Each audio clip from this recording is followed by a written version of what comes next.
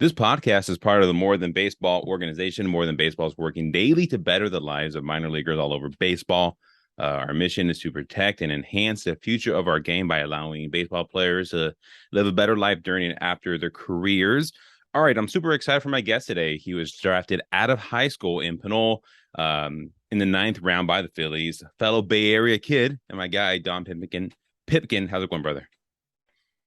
I'm going all right. I'm just trying to get through the last year. I have to pitch the last game of the season, so I can't check out yet. A lot of my teammates, they hit their innings limit and stuff. So they're just like kind of hanging out, walking around, playing catch footballs. And So I'm what's like, the you vibe guys are then? Because sandbagging it, man. yeah, because like, so what's the vibe then? Because obviously they're kind of checked out. You still got to pitch, so you got to stay like motivated. Like, what's overall? What's the vibe there in like where you guys are at now? Ironically, the vibe's gotten better as less baseball has to get played. It's kind of weird. It's kind of weird. Like we're in dead last, and we've been dead last pretty much the entire year. So like knowing we only got three left to play, and Aberdeen kind of sucks now because in Yeah, the beginning of the year, Aberdeen was, oh, they're on the field. Okay, let's just wrap it up, guys. We're not going to win this one. Let's go home. But like all their guys got promoted. There's got like five dudes in Double A, two dudes in Triple A. It's hmm like, all right, well, now we're playing a rookie ball team, yeah, and so like 3 days left. They're not good anymore. Let's pad the stats and just leave. We're done. And everyone's just in a way better mood. It's kind yeah. of it's kind of weird. And you're a starter, right, or a reliever? They had me a reliever to start the year, but then I started starting again in like June, So this game, when do you pitch next? Tomorrow, Sunday, the Sunday. last Okay, game. last game. All right. So you're pitching against basically like low A guys and rookie ball guys. I'm assuming like 10 punchies minimum from you. Is that what we can expect? I think the most I've had five in one game. Well, we gotta do what we can do to double that, double or nothing. I don't know, man. It's been a rough year. They're down. It's like I throw a ball and they just don't swing at it. It's Yeah, just like I throw a curveball, throw a slider. They're like, nah, that's not a strike. dang. Doesn't even look like it's gonna be close, and they just don't swing. Doesn't matter what it is. They'll sit there and take it looking, but Yeah. like I throw a slide right down the middle, they just won't swing at it. So Wow. unless I throw everything in the zone, I'm screwed. Yeah. Well, let's give the listeners a quick background. So I saw that you were from Pinole, and I think you're might be the first player I've seen who's come from Pinole, at least Pinole Valley that I've kind of come across. You went to the same elementary school that I did, like years after, I think, for a couple months or whatever, however long you're at Elhurst and stuff. So I knew I had to get you on the pod and chop it up. We're Bay Area brothers, basically, and I'm here in the Midwest now, and there's nobody here who kind of understands like the Bay Area culture. So now I feel like we can kind of relate because you're in Jersey Shore, aren't you? Yeah. Okay, so first, how is it playing over there? Because that I when I think of Jersey Shore, I think of like that TV show, whatever it Oh was. God, that shit was so bad. Honestly, I don't really like. I don't go out a whole lot. I don't really go to the clubs, go to the bars. I've gone out a couple times though, and obviously TV shows are edited and it's Yeah, all cut up, but it's fairly accurate to the show when it comes to the nightlife. But like everything else, it's pretty much just like another chunk of the Northeast, if that makes sense. yeah. People drive crazy, traffic sucks, people are sometimes rude for no reason. Clearly their life's more important than yours. Yeah. And like it's all right. I wouldn't say it's just another place like the Northeast. It's all the same. But Okay. Yeah, like I said, that's just maybe my California brain thinking. You could probably relate. I mean, before you even came here, just thinking Jersey Shore, okay, bunch of like dudes in tank tops, like just ripped, and then just like the nightlife, just like 24/7. yeah, that was the thought. And then you get here and surprisingly there's more fat people than buff people. With the reputation that it has and laundry, there's Yeah, really not that many walking around just absolutely jacked. that's insane. And as that we're talking, you're in a tank top yourself. Like, so I Oh guess yeah. You probably fit the mold. Nah, I wish I fit the mold. I'm not big enough yet. So then tell me this then. You obviously grew up in the Bay Area. Like, how California were you? Because like me, growing up a little bit, a few years, before you in the Bay Area, um, like puka shells. Like, do people assume you're just a surfer, skateboarder? Like, what kind of kid were you growing up in California? Um, when I left California, everybody who didn't know I was from California Mhm. guessed I was like they could tell I was a California kid. What gave it But away? like Like, I'm not what gave them that impression? I don't know. They just could tell. Maybe they looked me up or I don't know, but they knew I was a California kid before I told them I was a California kid. Some people said it's all because you just don't care about anything. Like you Hmm. seem too chill, laid back, nonchalant. And I was like, okay, I get it, but like there's people like that everywhere. That Yeah. isn't just me, California kid. But I probably would say when I left California, I was so California that everything seemed weird. Like the moment I left the state, I went to Colorado as a little kid, so I was the only time I left the state other than Arizona, and like nothing really stayed in my brain because I was like 8, and Yeah. so as an adult, I left, and I was just like, yo, this is weird. This is super weird. What was maybe one of the first things that you're like, wow, I am not in California anymore? The lack of liberals, the That's lack of that's fair. the lack of people agreeing. Hmm. Like you look at the state, and it's just like, oh, they got different opinions, and like they live peacefully together. Hmm. Go home and have different opinion. It's like you got stakes and torches and riots going on because someone said, "Oh, Trump did do a bad job," and then holy hell, all hell breaks loose. It was That's a fair weird. point. That's a fair point. Because I actually moved here the year of the elections. And like the year, like I think he got elected, and then like a month or two later we moved. And just Yeah, seeing like the whole vibe in California, right? Like because I grew up in I was in Richmond at the time, and then coming here to like the Midwest, where it's like I people I worked with had different opinions, but like no one cared. It was still like whatever. yeah, Like we're people in California, dude. Complete opposite. It's like your car's getting burned. yeah. Your People look your like you're. your job is like people don't want to talk to you. It's crazy. Yeah, it's weird. It's like its own little kind of like a cult in California. Beautiful state. Yeah. Love going home, but it's a different weird vibe. Yeah. So I gotta ask you this then. Are you a big in and out guy? Like, I mean, because for me, like that's the place to go. Bro, In and Out is a religion. You have to go to In and Out. Every time I go home, that first day I get back, I go to In and Out. Oh yeah, yeah, yeah, yeah. And like Get back in the sport, drop the bags, and what is a fast food joint like that's maybe like Jersey Shore's like version of In and Out, like where everyone just swears by? I'm not sure actually. I mean, maybe Wawa, I guess. I don't know. They don't really have a big fancy fast food restaurant with this giant reputation like we do. I mean, Yeah. they got some stuff, but they got more local shops and restaurants here than fast food places. So I think it just depends on who you ask. I think for me, like moving from California, especially like the Bay Area, like one of the biggest things I realized was just like the lack of traffic. Maybe it's different over there where you are, but like in the Midwest, like no traffic. Like Oh, there's no traffic. I had to cross the Bay Bridge every day to go to work for like 2 years.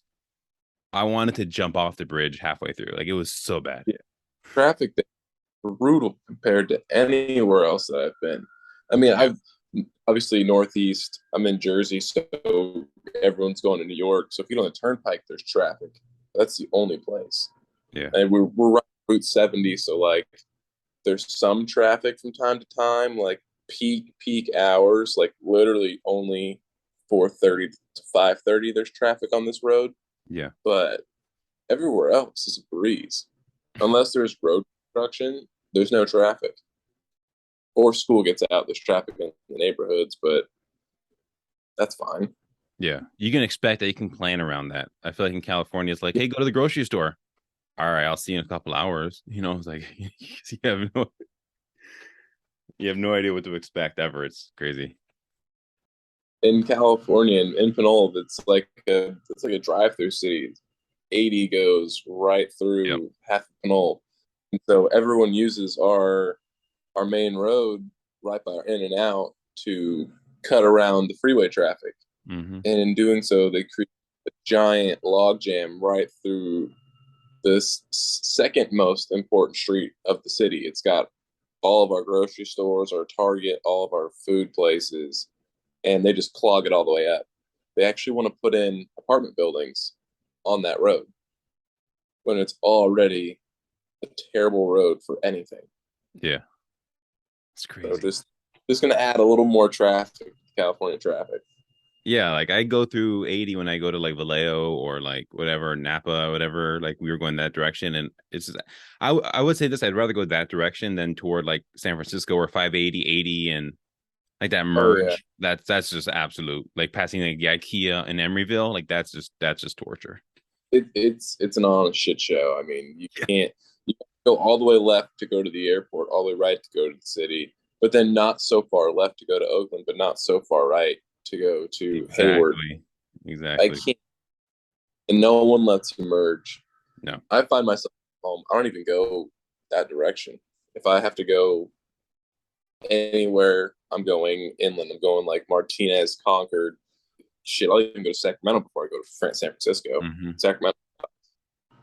yeah. So when people heard you from California, because I get this all the time, they assume one that like I was a surfer, which I'm not. I don't know how to surf.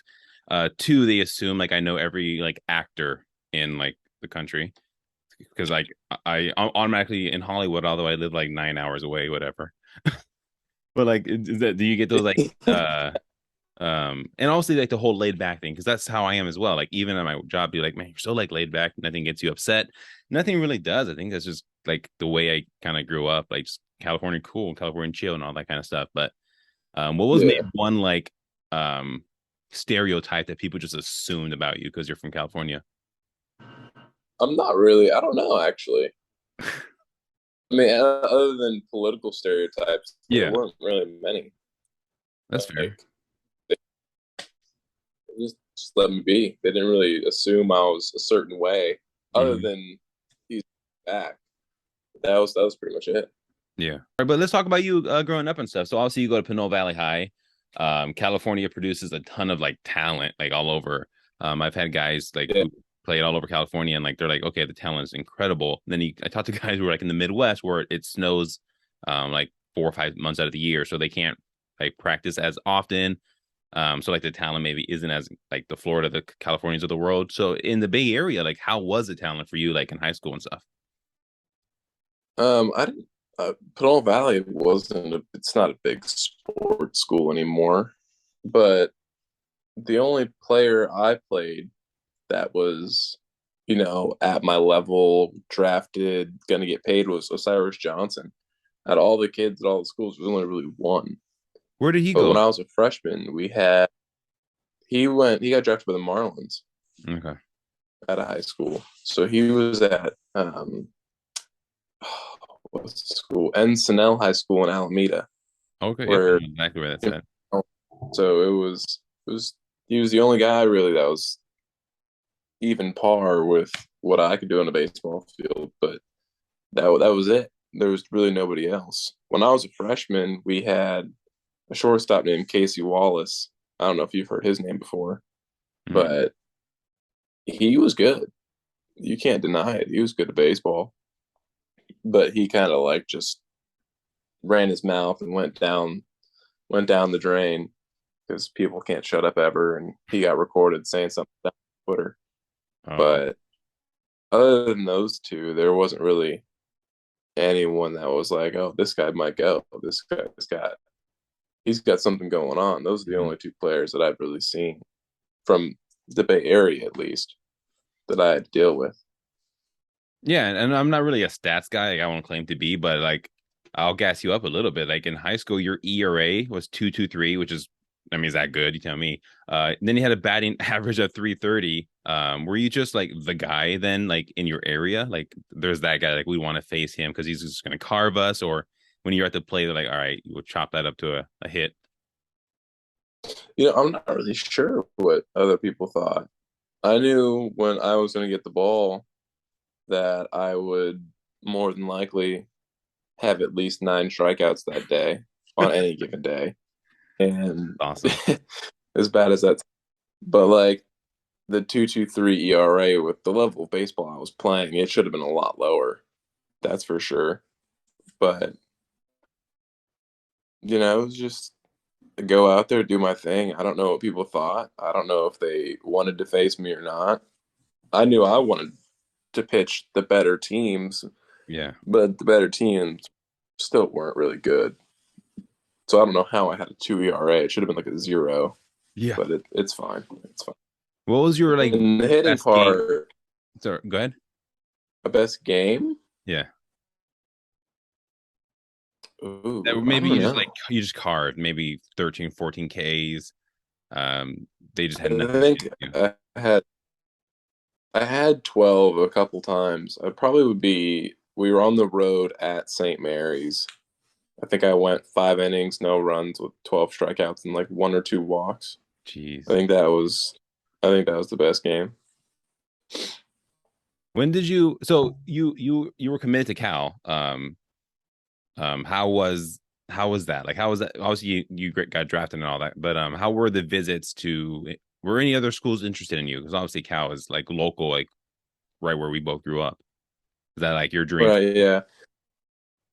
I had a couple other like info pamphlets get sent to my house. I talked to a couple coaches, but like the moment I touched 88 miles an hour, like the first time, the pitching coach for Cal at the time, Thomas Eager, was sitting in the stands talking to my pitching coach. And he was like, "Hey man, he touches 88. Like we're gonna give him an offer." Dang. And hit 88 that one time, and sure shit, 2 days later they're like, "Hey, we want you to come to the school and show you around a little bit and talk to you." And I was like, "Okay, that's fine." Me and my mom head up there, and they were like, "Yeah, so we're gonna give you X amount of dollars for this and X amount for that." And I was like, "Mom, what are they talking about? What does that mean? Like, what are they talking about? Yeah. I don't get it. What is 10,000 for this or 15? What the fuck are they talking about?" And I didn't really know what to do or what to say because I didn't know what they were talking about at the time. And I kind of was just like, "Okay, thanks. Yeah, yeah, I'll think about it. That's great. Appreciate it." And shake their hands, whatever, walk away, get in the car. And my mom was like, "What is wrong with you?" And I go, "What?" She goes, "Do you realize what they just gave you?" I said, "No."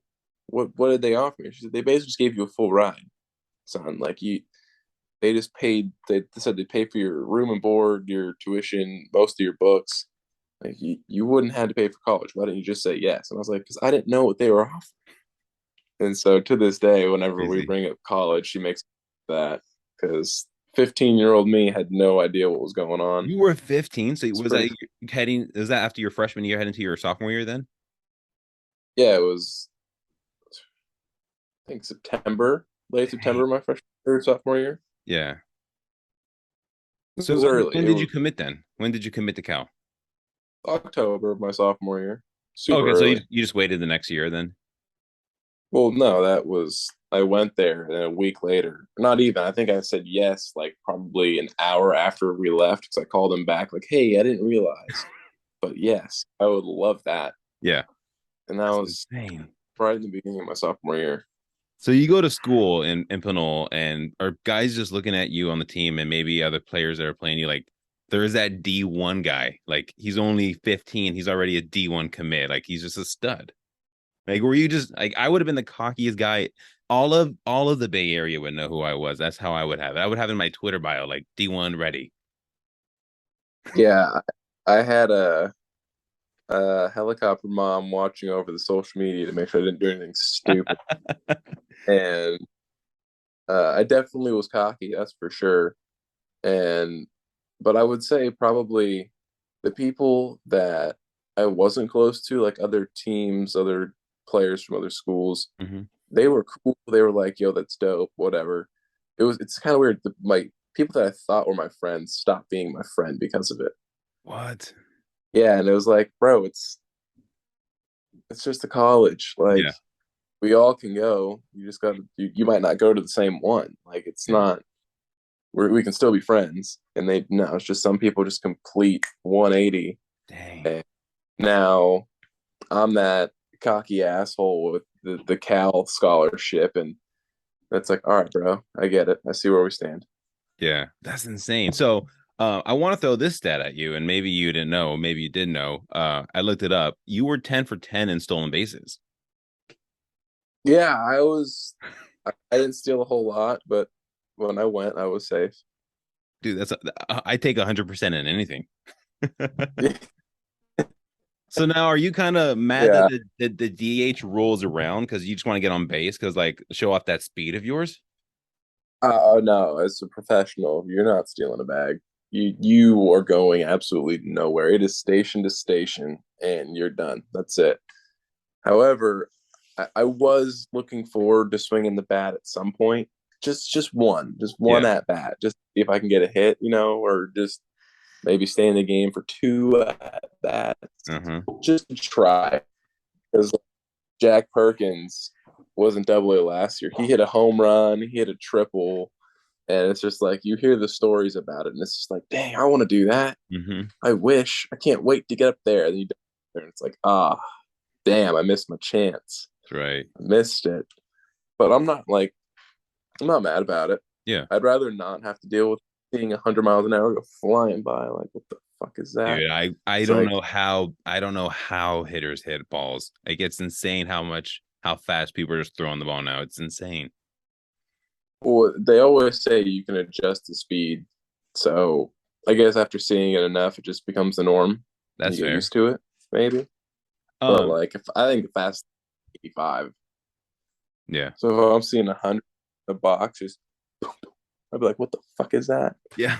I don't know. Like during the off season, like when I plan on going back to California, I might have to do some live at bats against you, like me, like a non-baseball player, see if I can get a couple hacks off you. I'm sure you'll be in the Bay Area at some point. Yeah, I will. You'll get one. You'll get one. That's what's up. We'll see Guaranteed. what happens. We'll see what happens. I might have to document that. Um, in high school, did you only play baseball or were you other sports too? I only play baseball. I signed up to play football because my brother played and he was a lineman, so it could have been like that. Older brother protects the little brother on the Yeah. line of scrimmage thing. Would have been cool, but my mom called the coach and was like, "No, he's not playing. Your mom called the He's coach? not." Yeah, she called the coach and was like, "Listen, my other son, no, he's not playing." Dang. And I was, "Why not?" She was like, "You just got a scholarship for that arm. You're not going to go below that arm doing something stupid that you've never done before." And I was like, "Mom, I can go play JV football. Like Yeah. we've seen these kids; they're not large." She said, Yeah. "No, I Yeah. don't care." Pinole didn't even have a And I good was like, team. I "All don't think right, they've ever had a good team. nah, we suck, but like, hey, I can run and throw, so put me on the field. I'll make us a little bit better." Yeah. Wow. But I wasn't upset about it. Shout I out mean, to your she's mom though. She's a real one for, keeping you in line and recognizing like the opportunity that it was. And I'm sure she'll listen to this. So shout out to your mom, and oh your yeah. your parents and all that. But were you obviously you were hitting in high school too? Like what position did you play when you weren't pitching? For the first 3 years, I played center field. So I'd pitch on Friday, play outfield on Wednesday, and it'd be a good time, Maybe throw a guy out, maybe Yeah. scare somebody in the infield outfield stuff because I pretty much throw just hard now as I did then. So I'm just letting it eat from the outfield. And then senior year, we got a new coach, and he was like, "I don't want you hurting your arm. You're gonna go play first base." And I was like, "Bro, you can't come in here like you Mhm. own the place. Yeah. My school, I own the place. Let's You're get like, that dude, I'm a straight. I D1 do what commit, bro. when I want to do it." Well, like at that point when the new coach came in, it was more or less draft ready, not college. Like I had no intention of going to school. Yeah. And he showed up and, all right, I'm running the show. And I was like, listen, listen, listen. No, you don't. You're not running the show. We actually had a meeting with the coach and the principal of the high school for that exact purpose. And the whole thing was like, listen, if he acts up, says stupid shit on the field, gives you a hard time at practice, you can punish him however you want, but playing time will not be one of them. Yeah. Period. He will play because it is extremely important that he plays and gets someone's name from the school on the map Yeah. legitimately. It was Yeah. kind No, of for funny. sure. Has there been anyone drafted from Pinole or no? Or were you the first? Um, Coley Crank, I think was his name, from long time ago, way before I was. I think it was when I was in like elementary school, maybe. Little kid. Apparently, he got Okay. drafted by the Pirates, I think. But But like in I don't. recent memory, you're basically one of the most recent in the Yeah, last 10 years or so. yeah. That's crazy. Yeah, well, shout out to your principal for keeping it real and be like, look, man, we need Pinole Valley like on the map. Like it's not a Yeah. big school. I mean, I feel like people kind of forget that Pinole even exists, right? You drive through like on the 80, it's like if you Well, go right through it. it was big. The old campus they built in '64. They kept that campus until 2016. Okay. 2015 was the last graduating class out of that old Pinole Valley School, and they tore it down. Oh, they And they did. were Where did they move it? it's in the same spot, Dang, I didn't even know but that's the one that I remember, the old campus. yeah, they tore that one down. So your high school's gone, and they were rebuilding it from 16 to 20, Yeah. 19, end of 19, I think is when they finished it. So I was told I would graduate in the new campus as a senior. It's going to take them 3 years to build it. You get to graduate in it. It's all good. Didn't happen. They were under construction for 5, 6 years, 7 years. I didn't. I was in portable all 4 years. Like the high school was a dirt lot with construction vehicles, so you had no clue it was even there anymore if you Yeah. weren't from school. And then behind the Red Onion, behind that creek where the baseball field used to be, was all the portables. So I went to high school in portables, no lockers, no nothing. Dang. But now, That's if you go crazy. back and they finish the construction, it's a big old long building, 3 floors. They got a giant archway in the front. They got this giant gym, solar panels over the parking lots. They put in full grown palm trees. Like it looks like almost like a college campus That's from the insane. back. Where's your statue at? You got a statue there? Come on now. Eventually, once you get to the majors and you're just dominating, they'll be like, all right, we gotta get it. We gotta get a statue. Um, so I how mean, was this then? Like, do you ever look back at not going to college, and think, I could have been there with the boys on Piedmont and College Ave, just chilling, on the weekends, enjoying that college life? Because obviously you didn't get to experience that. Do you ever just you know, kind of look back and like, man, I wish I went to college a little bit? sometimes I do look back and think, I missed out. Maybe I should have went. But like for the most part, it would just be the social aspect because a lot of the guys are college guys and they all say things that I might not pick up on at first, or they all know stuff I don't know, and they all pay attention to certain things I don't pay attention to, like Yeah, fantasy sports or college football. None of that even clicks in my brain. But at the same time, I don't regret not going because had I gone, I wouldn't be the person I am today. sure. I like me, so I'm okay with not going. So it's not. It's like I do regret it, but I don't. Yeah. No, I respect that. And like, I mean, I get there's like the dynamic of do I go to college? Do I go to high school? Was there a draft round that if you had gone, you're like, no, I'm going to Cal? The round for me didn't really matter. For me, it was more of the Money. dinero.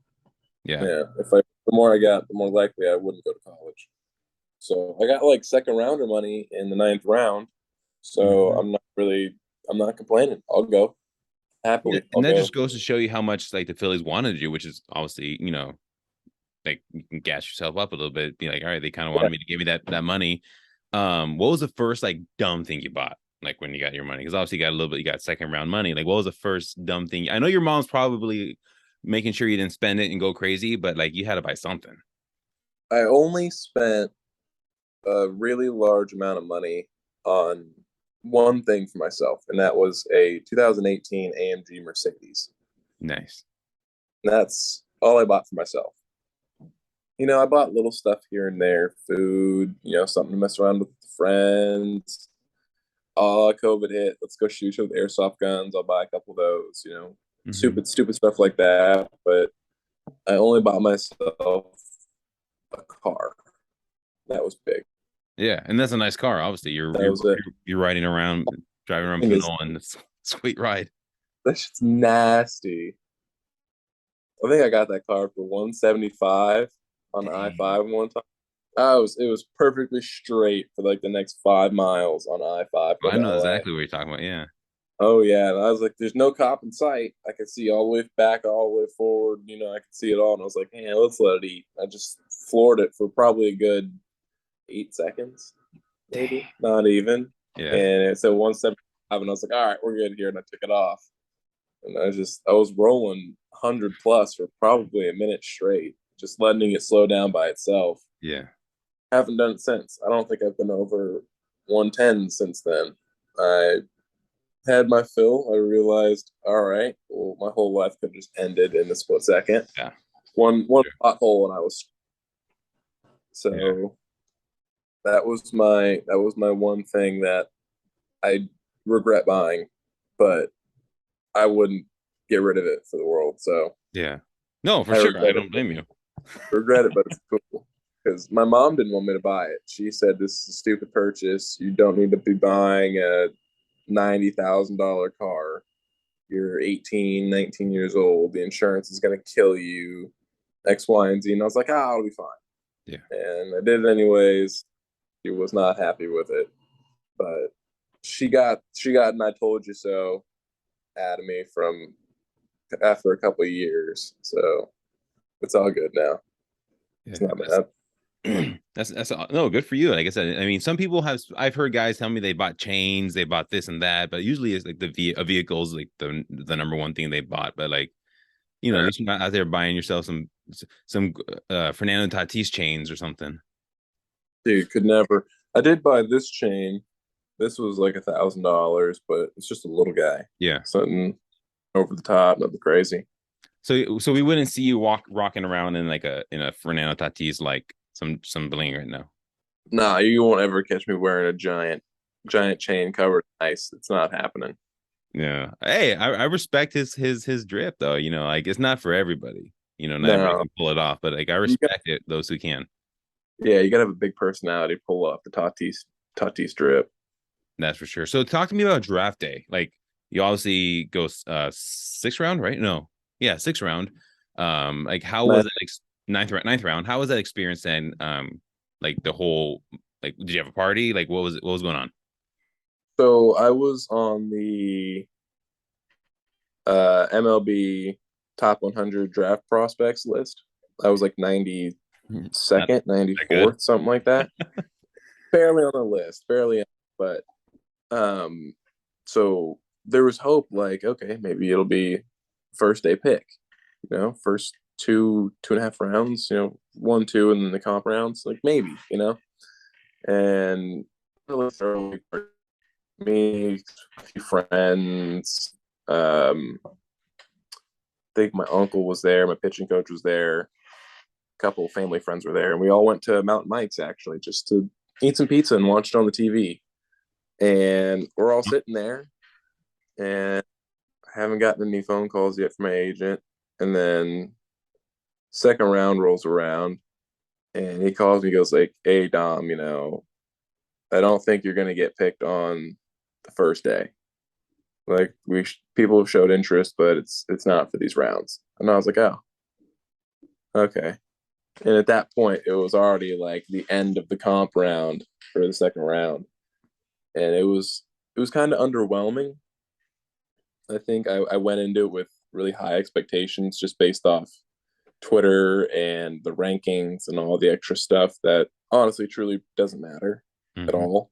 Once you get into it and you realize what does and doesn't matter, the rankings don't pretty much mean unless you're the first, 5 picks, it doesn't mean anything. You can slip and fall to the fifth round, sixth round, seventh round, doesn't matter. Yeah, well, the thing with baseball also is like the money issue. Like they can get guys different places. Like, and you're a good example of that. They give you second round money, but they got you Mm-hmm. in the ninth, whatever. So it's baseball draft is so different than like MLB or NFL, NBA. It's crazy how like the dynamic is different. Yeah, I went in the second day towards the end, and they were like, we thought Pipkin would be, maybe in the comp round, and they called me the steal of the second day. I heard that. I read that. People saying you were one of the steals of the draft. Yeah, then just hang out in high A for 2 years and post a 5 something ERA. My bad. sorry, sorry, guys. Stealing company time, company money. My bad. But hey, I mean, like, you got drafted. It's an experience you always remember. You got decent money. You're still young, right? Because you obviously got drafted out of high school, so it's not like Yeah. a 27-year-old in low A or high A. So you got obviously room to grow and improve. No big deal. Like you'll be fine. Yes. I got time on the clock. I'm only 22. Yeah, exactly. And I feel like sometimes high school guys they take a little bit longer to develop because you obviously like you're basically the same age as a guy who just got drafted out of college. You know, Yeah. if you look at it that way, like it's not like you're behind schedule or whatever. Um, No. going into the minors, and I love talking about the minor leagues, the experiences people go through there, and obviously, like this podcast is with more than baseball. They're working with minor leaguers to help improve. I want to talk about the union. Obviously, you were in that meeting. It's something like I see you post on social a lot about becoming having a union for the minor leaguers. Like, what was that meeting? Like, what was that whole meeting about? What was like the vibe of the general population of the minor leaguers? So there's been a lot of meetings about it. There's Zoom calls all the time. For the most part, I have only heard one person, maybe two, say like, "Oh, we don't deserve it. This is the minor leagues. It needs to be this way for a reason," you know? But pretty much every single person they hear, "Oh, better clubhouse conditions, better food, maybe, you know, what do you care about the most? Better pay," stuff like that. Once they start hearing what it can benefit, everyone's on board instantly. No one is ever against it. And it makes me happy that everyone's on board. The only thing is, like, I question how on board everyone is, because there will not be a work stoppage. There's no way. Like, no one's gonna stop working. First possible union, like, no one's gonna go on strike. No one needs to be locked out. Like, just baby steps. But I'm excited. I haven't heard anyone be against it. And I think it's going to be good. I think it's going to be a really good thing for the minor leagues. It's going to be a really positive impact. I really believe that. Who led the Zoom meeting for like all the minor leaguers? Who's kind of like spearheading that? Harry Marino, he is the leader of the advocates for minor leaguers. So he's on there every week. And then all the guys that help him do it are on there too. Okay. And like, but overall, like in the meeting, because I know they got over 50% like interest, but overall, like the guys in the meeting, they're all pretty much on board. Yeah, there's a group of players that they talk to that have like one, two guys in each board that they'll talk to like reach out, to get stuff moved around and spread the word. But like everyone's always there. So then what's the next step then? Like, I mean, do they say how long this process lasts? Like, what is the next thing that's going to happen? On Tuesday, the MLBPA asked MLB to formally recognize the minor league player union to be as a part of the MLBPA, and MLB hasn't responded yet, to my knowledge. So there's two things that could happen. They could, one, formally recognize it, and we could just go straight to collectively bargaining a new CBA at the end of the minor league season, or they could say, no, we don't recognize your union, and you guys are full of shit.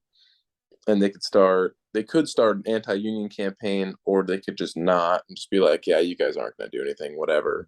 In which case we have to go to the NLRB and be like, hey, we got all these people that want a union.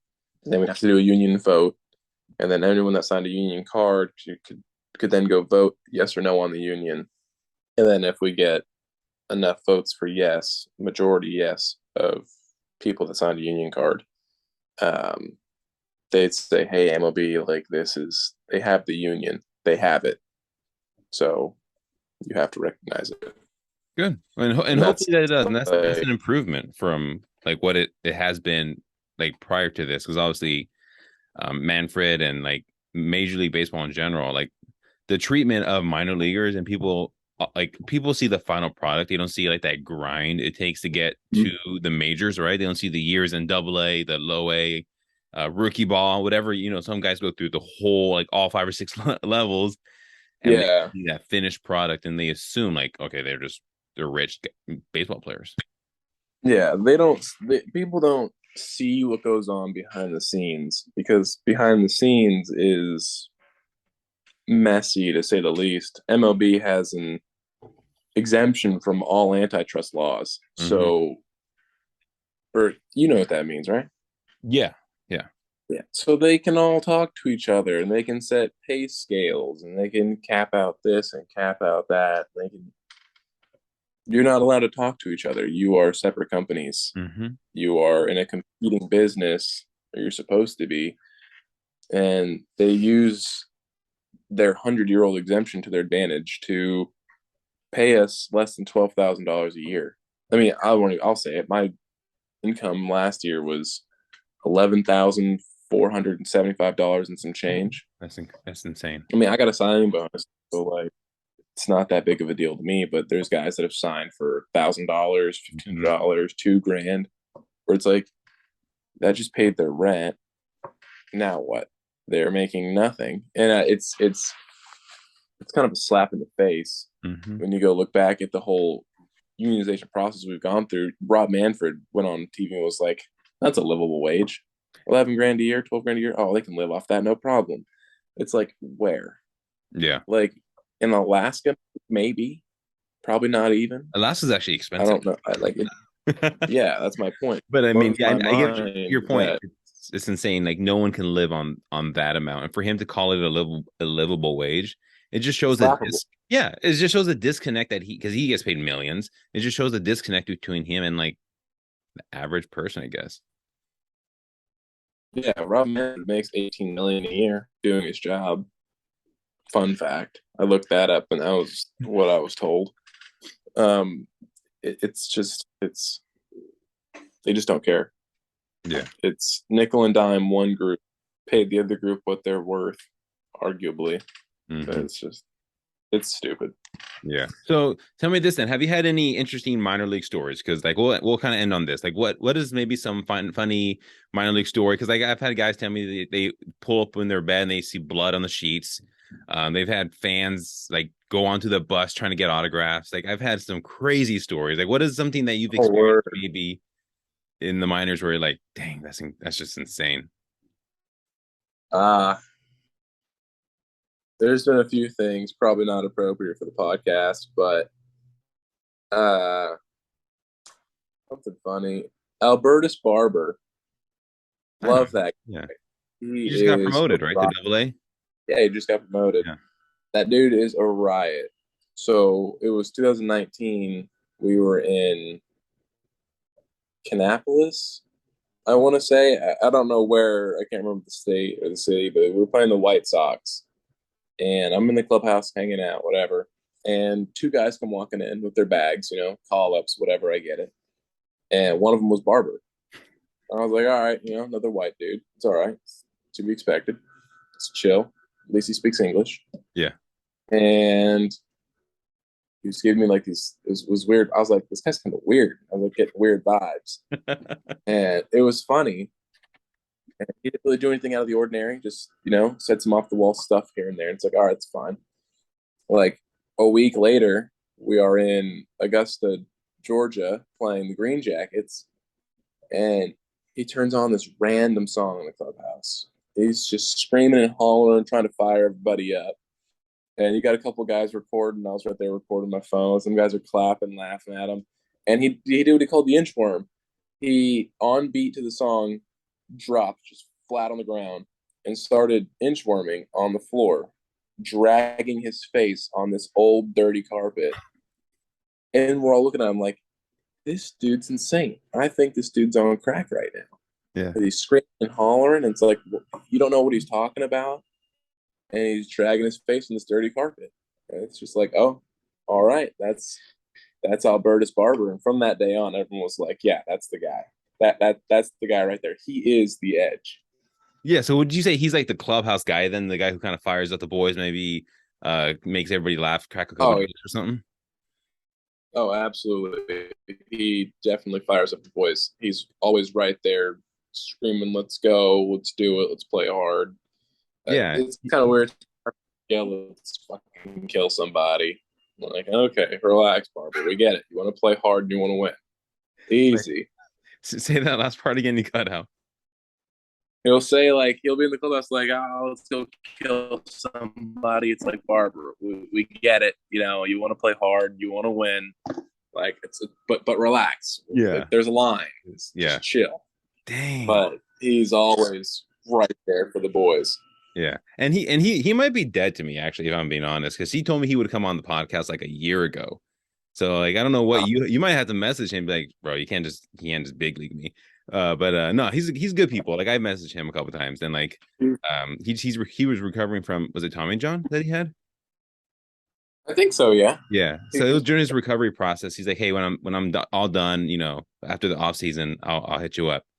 Never has, but whatever. I mean, like I say, he may be dead to me. I don't know. I'm sure he's a great guy. I'm sure he'll eventually come on the podcast. And when he does, I'll have to mention your story to him because that's incredible. And like I love hearing like these stories in the minor league clubhouses and like just guys who do things to like fire up the boys.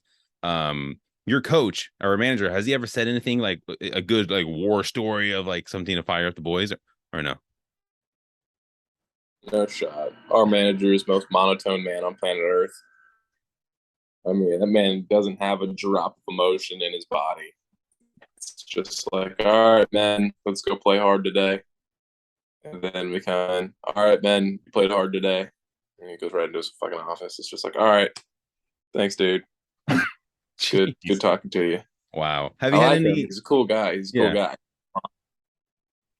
Have you had any interesting minor league interactions? Like, what's the funniest thing someone has asked you to sign, or maybe they just chirped at you, like something like? Because I've had guys be like, they'll hear people chirping at them and like, okay, that's actually kind of funny. I'm gonna respect what you just said. I kind of laugh, although it's kind of rude, but like I'll laugh at it. Is there something that maybe someone has said to you where you're like, oh, I gotta tip my cap? It's kind of funny. Not really. I mean, I've had people scream like, "Oh, he's a bust. Should have went to Berkeley. Go back to California." I've heard some crazy stuff, but like nothing really. That was just like, okay, that was funny. Like Yeah. I haven't really heard. Like whenever you're in a minor league stadium, at least in the lower levels, and you hear the guy that's always there chirping, it's always some random old dude that's just like saying something stupid. Like Hudson Valley Renegades, they have a guy that just yells quack. He'll be on the run around first, and he's just quack, quack, quack, like nonstop, super loud for like 8 straight minutes while you're on the field trying to play. It's just like, what are you doing? Dang. Like that's not even a chirp. You're just Yeah. being obnoxious. But though there is one guy in Brooklyn, actually, there's this black dude that goes to every Brooklyn game, and he sits right in the front row, behind home plate on a little bit shaded to the left, home team dugout, and he'll just sit there and he'll yell at you, like, but not like a chirp, not random stuff. He'll be like, "Hey, Dom, I know you're about to throw a curveball. Why don't you go ahead and spike it?" And he'll spike it, and he goes, "I told you were gonna spike it," and he's just yelling at you the whole time. And after a while, like he's pretty good at picking up on patterns. I won't lie. And so after a while, like you have a grip set in your hand, and he's like, "I know what you're throwing Dang. the change up." Like this fucking jackass is gonna give away everything I'm doing. Was he And like then a of course former scout or something? Like he just no, I think he just loves going to baseball games, and he goes to so many. He learned how to pick up on stuff, wow. and but like the hard part is like you can't let him know he knows. Yeah. You just got to keep throwing, and hopefully he'll be wrong one time, and no one will believe what he's saying. But Yeah. like sometimes that guy, he's on it. Sometimes I won't lie. Wow. That's insane. So when you're not pitching, what do you do for fun? Like, let's end on this question. Like, what do you do for fun when you're not pitching? Obviously, you drive around in your car at high speeds and all that fun stuff. But Fast and Furious over here. But when you're not pitching, what do you do for fun? Right here. Oh, okay. This is about all I got. because I had my PS5 too, but I haven't played that in months. So like it's sit on my phone, TikTok, go play golf, and then go Okay. back to the field. That's literally all I do. If we get rained out, we'll go to the simulator, hit some golf balls into a screen. Who's the best That's golfer on your team? that's literally all we do. Ooh, If it's it yourself, you was don't. Lindau. Okay. Oh, dude, I'm shooting in the 90s every time or worse. I'm not the best. I don't It even was know how either to Lindau, golf. it was Lindau, Ethan Lindau. Then he got called to Reading, and now it is Jason Ruffcorn. But on any given day, JP Woodward might creep up there and go low Hmm. and be one shot better than Ruffcorn, maybe shoot the same, shoot one worse. He has the potential to go right neck and neck with Ruffcorn because he's the best golfer. Dang. And then after that, a couple other guys, and then towards the lower end of the totem pole, it's me and Jared Carr. I mean, I've only been playing for a year, so like I'm not good by any means. Yeah. Better than most, but I'm not good. Where do you go golfing in like have you gone golfing in California yet? Like where's your spot? I usually go to Franklin Canyon because it's Okay. just right off of Highway 4, right next to my house, as you know. I'll go to Tilden. I've been up north to play a little bit. I've been inland to go play a little bit. One thing I haven't done, I need to get over to San Francisco and play TPC Harding Mm. because it's TPC, it's tour. Come on Yeah. now, you Oh yeah, can't. no, it's very well known. You got to go play where the pros play. I think they hosted a tournament like 2 years ago and Colin Morikawa won. Hmm. So I gotta go play it. Yeah. You So know. for me in the Bay Area, I got Scandia. That's my spot. Oh yeah, the putt putt. Yeah. That's all I do, bro. I haven't golfed before. I gotta go golfing. Like I say that all the time because so many guys I talk to, they're like, yeah, we'll take you golfing, we'll go golfing together. And like I'm like, okay, I gotta do it, but I just haven't done it yet. Maybe during the off season, like or like your guys' off season, like when I go back to the Bay Area, maybe that's what I'll do. Maybe I'll hit you up, like, yo, give me a ride in your whip. We'll go Let's go, golf. let's go golfing. Teach me some of the I moves, got, bro. I got you, boss. I appreciate that. If Respect. you're I ever in the respect Bay that. Area, I'll take you to the range. No doubt, no doubt. And one thing I want to say this, you talked about chirping. Have you been on other podcasts before? Like, I feel like I haven't seen you on too many podcasts. So this, No, I've done an interview for the Blue Claws once upon a time, but I haven't really been on any podcasts. all right. And this is, like I said, this is not the average, like, tell me your spin rate, tell me this, because I don't care about any of that, if I'm being honest. More of off the field, like just fun conversation. That's kind of how I Yeah, do it. Show the human side of baseball players, like they're more than just like, well, maybe not you, because you just golf and pitch, but the average, but I'm saying like I just kind of like open show guys that they're just people. But I saw that you were chirping back at a fan a couple times on Twitter, like who's this guy? And you're just like oh, responding back. this I'm like, that's guy. that's Oh man, this dude. We're not in control of when we pitch, how much we pitch, what team we pitch against. We have no say in what we do. And this dude on Twitter is like, "All right, Pipkin, time to put your big boy pants on." Do you even know anything about baseball, guy? Like, are you shitting me? My big boy pants? Why don't you go out there and you fucking play and watch what happens to you? You put yeah. on some big boy pants. I was I had time that day. I had plenty of time to sit there and look at Twitter and wait for this jackass to respond. I mean, like, come on, dude. You Yeah. can't chirp a minor league baseball player who has no control over what he's doing, and then not even engage when he chirps you back. So it was dumb. Yeah. It was Well, dumb. I'll say this. This is like the new official Dom Pipkin like burner account. So if I see guys chirping at you, I'm gonna have to body bag them, let them know like this isn't how it is. So anytime people can just automatically assume any response to those guys is coming from you because this is now your burner account. This is the official Dom podcast. So we got your back, brother. And you know what I'm saying? I know what you're saying. I appreciate that. I need someone to chirp back on Twitter for me because I can't say what I want to say all the I time. I 100% got you. I 100% got you. Hey, I want to thank you for coming on the pod, brother. I do appreciate talking. It's a long time coming. Should have had you on earlier. Definitely gonna have to catch up once we both at some point we're both in the Bay. Maybe get some. Oh, for sure we'll get some in and out. Oh, have to. Maybe do some golfing or whatnot. But yeah, man, I do appreciate you coming on, man. I appreciate it. It was a good time being here. Yeah, for sure. And let your boy know that he can't just like dip this, forget about me forever. I need the caterpillar on my pod. I'll make sure Barbara knows to text you back. Yeah, dude. I might have to send him a message anyway, be like, hey, I heard you're a caterpillar. I heard you got the moves, like for a white boy. Maybe I won't say that, but I mean, I don't think. I think he'll take a compliment out of it for sure. I respect that. All right, brother. You have a good one. Enjoy the last day pitching. Enjoy your off season. All right, thanks, Francisco. You got it, man.